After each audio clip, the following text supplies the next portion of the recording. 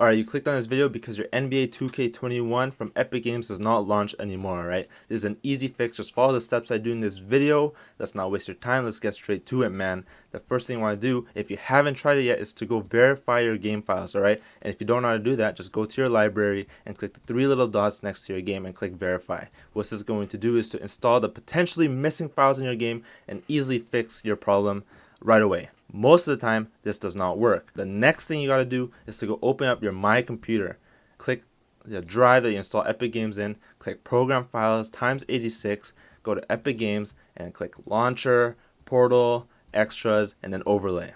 Alright? Once you're here, you'll see all these EOS type files, right? This is what's causing your problem. So to easily fix this and get your 2K21 running once again is to create a new folder. Right click that folder and name it whatever you want, alright? Just name this fix, alright?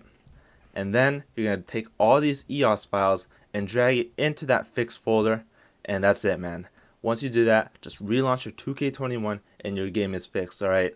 If this helped, drop a sub, drop a like, and drop a comment. Let me know if it worked for you. There's a new channel right here. We're going to be dropping reactions to music. My main channel is Ryan Todd, just like my channel here, just without the reacts. And that's going to be it, y'all. Swag!